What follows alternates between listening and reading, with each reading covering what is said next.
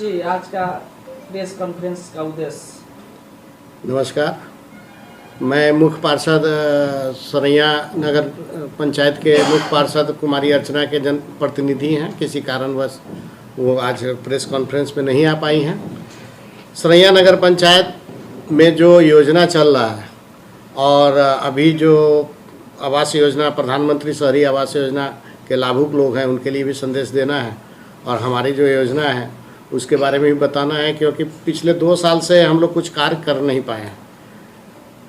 सबसे बड़ी बात थी कि जो कार्यपालक पदाधिकारी है वो चौथा पदाधिकारी है 2 साल में। जब तक कोई कार्यपालक पदाधिकारी एक आते थे तब तक दूसरे का ट्रांसफ़र हो जाता था।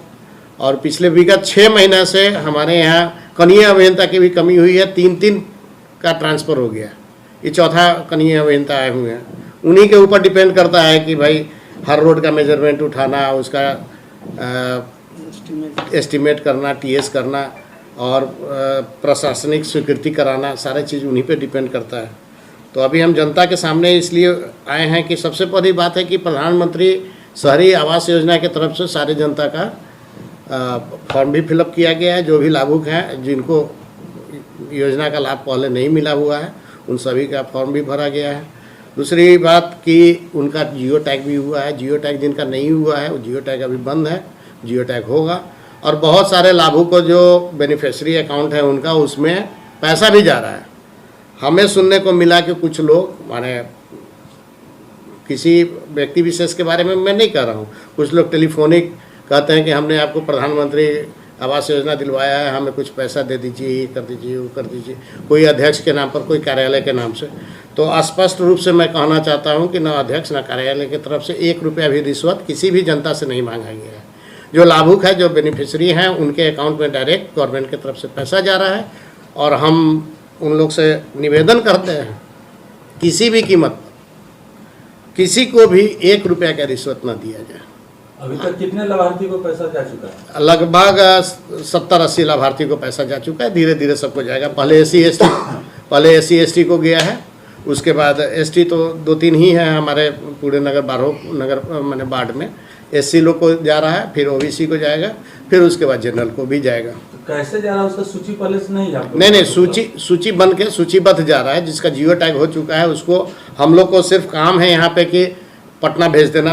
वो जितना जियो टैग है वहाँ से बेनिफिशियरी अकाउंट को देख के वो पे आईडी बनता है हम लोग के यहाँ से कि ये सब एससी है, इनका पेइंग आईडी बनता है। उसके बाद उनके अकाउंट में पैसा जाता है। तो वार्डों से शिकायत मिल रहा है कि बहुत सारे वार्ड से मैंने लाभुक लोग टेलीफोनिक बात करते हैं। कोई आके, अभी तक तो सामने में 2-3 ही आदमी आए हैं जिन्होंने कहा है कि भाई हमसे किसी द्वारा पैसा मांगा जा रहा है। कोई आता है कहता है कि हम तुम्हारा इंदिरा आवास पास करा दिए, हमको पैसा दो। हम कहें उनको पकड़ के लाइए, कंप्लेन कीजिए, तुरंत कार्रवाई होगी उन लोगों पर भी।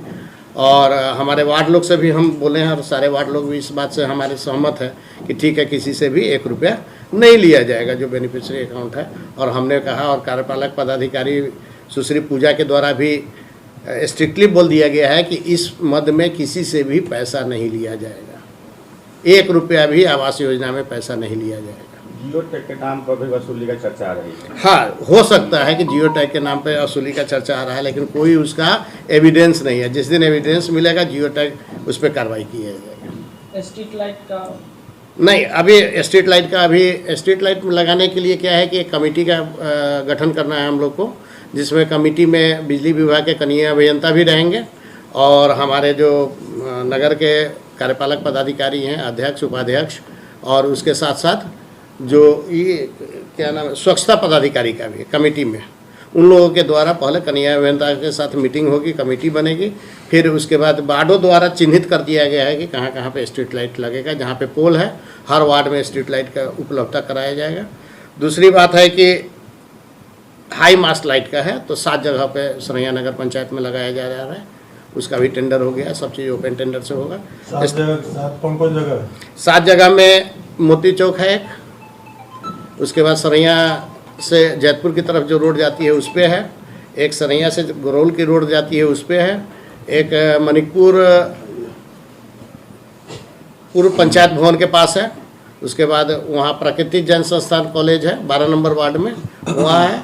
उसके बाद पिपरा की तरफ सरैया से जो पिपरा और बासोकुंड की तरफ रास्ता जाती है और हाई स्कूल है, और हाई स्कूल से जो एक डाइवर्ट रास्ता आती है जो NH 722 पे जाती है, दोनों के मुहाने पे लग रहा है, जिससे उस वहाँ अंधेरा हमेशा छाया रहता है और अनवांछित व्यक्तियों का भी जमावड़ा रात में होता है। लाइट होगा तो कम से कम आने जाने वाले यात्रियों को सुविधा होगी।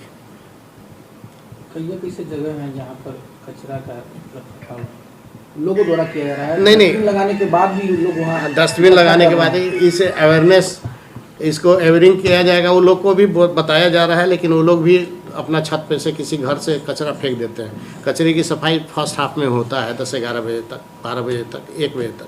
कुछ लोग सफाई करने के बाद दुकान खोलते हैं तो बाहर के लगा देते हैं, उसकी जिम्मेवारी कल हो के ही साफ़ होता है, तो उसकी जिम्मेवारी तो हमारे पास है।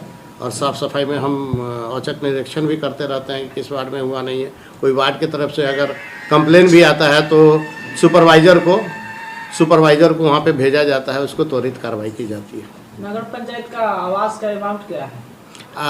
2 तरीके हैं, 60-40 का है। 60% सेंट्रल गवर्नमेंट का है, 40% बिहार स्टेट का है, स्टेट गवर्नमेंट का है, जो कि 1 लाख रुपया दिया जा रहा है स्टेट गवर्नमेंट की तरफ से और 1.5 लाख रुपया दिया जा रहा है सेंट्रल गवर्नमेंट की तरफ से।